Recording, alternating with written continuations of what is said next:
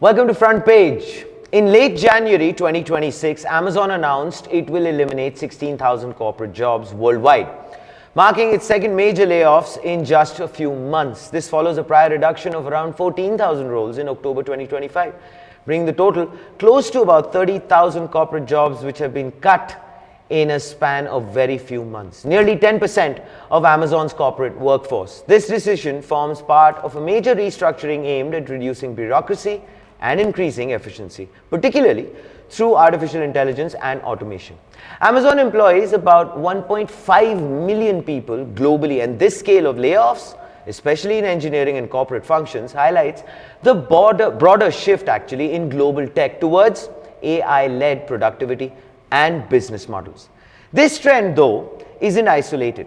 In the broader tech sector, layoffs have been significant. In 2025, for example, major US companies collectively cut well over 1.1 million jobs, making it the first year since the pandemic to break the million job cut mark across industries. Now, by contrast, the Indian IT sector, which is a $282 to about $283 billion industry with export revenues of about $224 billion, has seen less visible, less public workforce realignment. The sector employs over 5 million people, that's a whopping number. But widespread public layoffs announcements like those in global tech are very rare in the Indian diaspora. As global tech reorganizes around AI-driven products and model-centric strategies, questions are emerging on whether Indian IT services focus model, its use of cash reserves, and of course, its relatively silent workforce adjustments position it for the coming decade in a strength of understanding, or will it leave it vulnerable to structural disruptions? And of course, those are some very hard and uncomfortable questions for the Indian IT going into the future, which I, of course, will be asking our very own tech journalist. So please put your hands together for Mohit Pandey, a brilliant tech journalist who has been covering the Indian IT sector and the global tech trends for many years. Mohit, hopefully, shall be able to give us some answers to these rather tough and strange, uncomfortable questions. Let's start this, Mohit, in terms of the fact that, first and foremost, welcome to the Front Page. Thank you so much for having me. Pleasure to have you, as always, with us. As far as the Amazon global tech understanding is concerned, that's a huge cut that has taken place, right? 16,000 jobs. But they never shy away as far as the announcements are concerned. So what does this tell you about as far as how big does this mean in terms of the global stage, and also how does it allude to what their ecosystem is like when it comes to something like this? So I think as the 16,000 number, right? I'll give you an analogy, okay? If you look at the same 16,000 number for Indian IT, you would get scared, right? So many people are going to lose jobs. But when you look at something like that from Amazon, they are basically trying to please people on Wall Street, right? We laid off 16,000 people. Why? Because of AI. So now they are investing more in AI capabilities. That is what they have said as well.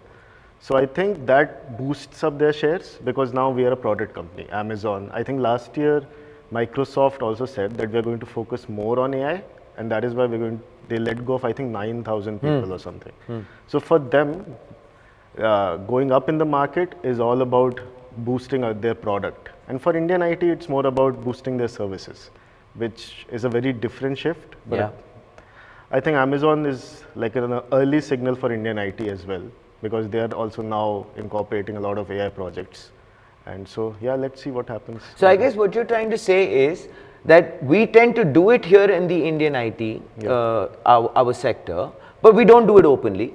We give it different euphemisms in terms of reorganization. In terms of other aspects or terms that are used, which you use like in terms of your articles to define things.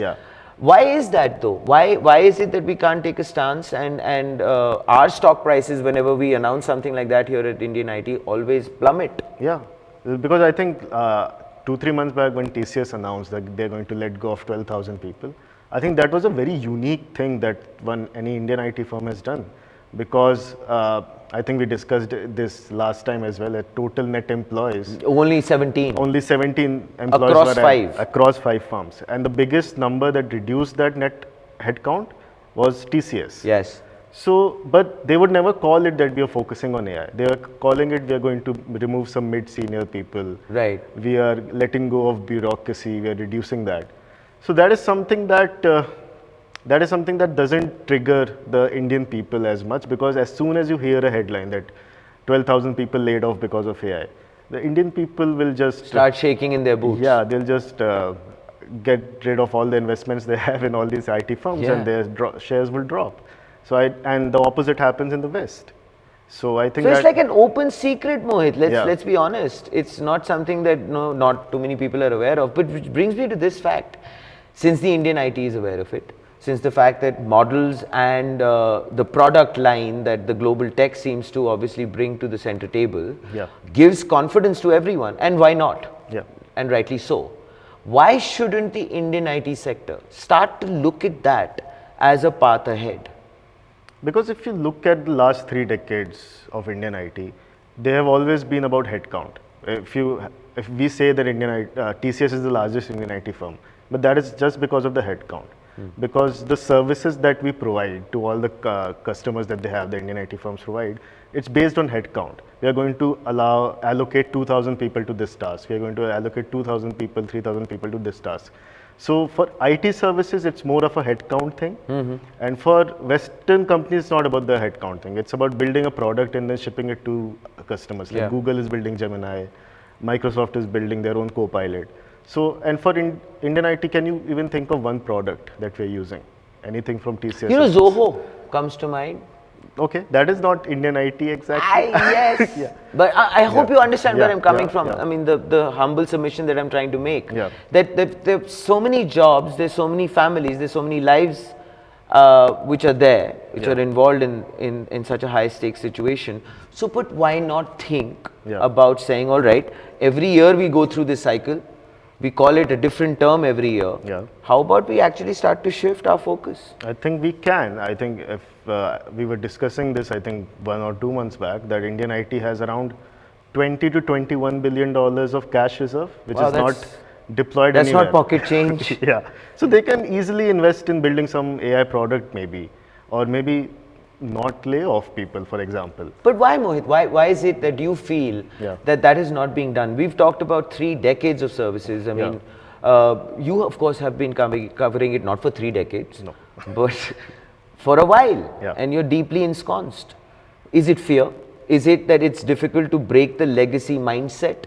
Is it the lack of infrastructure? Is it the lack of how maybe the government is responding? What could be the reason? Because it's not like they're not aware of what's happening abroad. It's the combination of all the 4 things you said, plus the biggest thing I think I would say is the mindset, because these companies have been services companies for the last 3 decades.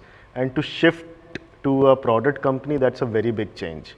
I was speaking to Sir Mohandas Pai, I think 2 months back, and he also said that there's no point in asking these companies to build products because they never will. They've always been services company. And even then, if you look at them, they have been growing. Is that a realistic or a cynical view? According to you? I think it's a cynical view, but at the same time, if I look at Indian IT, if I imagine TCS or Infosys, they hire a lot of AI engineers suddenly, and they want, obviously, all these AI engineers, if we are building an AI product, they would require salaries like 20, 30 lakhs. Sure. I don't think TCS, Infosys would want to do that. And if they want to do that, they'll have to let go of a lot of people who they hire True. for 3 or 4 lakhs. So that balance, that pyramid structure, that is very difficult to change in Indian IT firms, I think. So that $20 billion of Cash reserve. Yeah. that is just there as a deposit, maybe to give dividends sometime in the future. Once in a while. Once in a while, yeah. So essentially, we are aware, you and I have explored that this is the problem, how to break it, etc., and things like that. Yeah. You have spoken to experts lots and lots of times. Do you not feel that certain collaborations and partnerships have taken place over some period of time? You were telling me about some. Yeah. How do you do, what do they do with those? Is it that they are kept under a veil, under a garb, not to expose people so that people don't start having panic attacks? I think on the surface, these partnerships look very exciting, because I think TCS has announced that they're partnering with Cursor, if I'm right, and Infosys has announced that they are partnering with Cognition. Cognition, yeah. And yet just yesterday, Cognizant has also announced that they are Cognizant partnering as well. with Cognition. Yeah. So both of them are partnering with Cognition. And what does Cognition do? They have this AI Talk software. about a tongue twister for an auditor. Cognizant and Cognition, yeah. So what does Cognition do? They are basically built an AI software engineer, which is called Devin. And if you look at what it does, it can basically automate a lot of tasks like testing and QA Sure. and everything. So that essentially reduces the requirement of testing engineers at IT firms. But how they are framing this is that now we have AI software engineer, we will have one AI agent with every employee. So now we'll be able to boost productivity. So that is something that they are targeting at. So that on the surface again sounds very nice that we are going to boost productivity. But there's not so much demand for services as well, I would say, because if an AI agent is able to do so much job, there would be less demand as well for them to hire a junior person as well. I mean, it's a little weird if I explain it Sure. like that. But at the same time, I can give you an example how this looks like.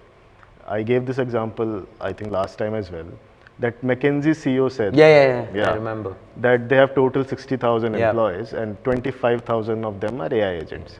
And that the reason for that is each employee has an AI agent, and that is the goal they are pushing towards. So I think Indian IT is also going to do that soon, and I think Devin is in the details, as you said. Well done, Mohit. But okay, personally, I want to ask you this, because with this, I would like for us to probably close the show and maybe have something aspirational or forward-looking. Yeah. Mohit, for example, when you say that there is a gap, there is a very difficult, tough thing to do to break the mindset. Yeah. But of course, little baby steps are being taken. All those things are happening. What would you like to, for example, submit as a proposal of sorts to move forward, to get out of this quagmire that one finds itself in? Yeah. Because I feel change is inevitable, and I think we need to start to see that. Yeah. I think for IT services firm, the biggest thing that they can do is deploy that $20 billion of cash and maybe make a small team, like maybe start something like a Google DeepMinds that they started. Fair Maybe invest in all these research papers, and that is one of the biggest things that India lacks and Indian IT lacks, is they are not publishing enough research papers that go global. Fair So I think Infosys, TCS, they have such a large workforce. They have the infrastructure where they can do a lot of research at least. So I think that is the right step for them to take forward. And make sure that this is something which is not just done for, let's say, the investors, and it's just not done for Dividends. the curtain calls or the dividends. Yeah. It's actually followed through. Yeah, Because there I should think be a big somewhere that will make a difference. Do you Yeah. feel that the government will then completely get behind them and make sure that they push? Definitely, I think India AI Mission is a great example for that. They're supporting so many startups, and obviously the government is proud of all these Indian IT firms. So if they decide to build something like that, the government will obviously back them. So I think they should head in that direction. From a services company, become a product company, if they can. So that's your one-line front page today, front Yeah. page take. Yes. Would you like to say it to camera? I think Indian IT services companies should become product companies. Fabulous, Mohit. As always, you have been succinct and bang to the point. Well, there you have it, ladies and gentlemen. That was, of course, Mohit Pandey. Mohit Pandey covers IT sector and big tech very, very incisively. He carries on doing it, and he does it tirelessly. And of course, he's going to constantly carry on making sure that he's going to bring us insights. And this is our final takeaway tonight, post what Mohit said. I'll just expand on it a little bit. The scale of layoffs that we have seen at Amazon and across global tech reflects a very big shift, as we have established through this conversation. And the fact that AI-powered efficiency in product-centric models is a big one. Indian IT, with its services, DNA, and a very quiet workforce adjustment which we have seen, it actually faces a choice, as Mohit just put it across very simply. Adapt to a new paradigm of models and AI, or constantly be under the sword when it comes to be an industry which is trailing and is constantly going to be always behind the curve. You need to think about that, and please do let us know what you feel in the comments below. Like, share, subscribe. This is Front Page, ladies and gentlemen. Think AI, think AIM.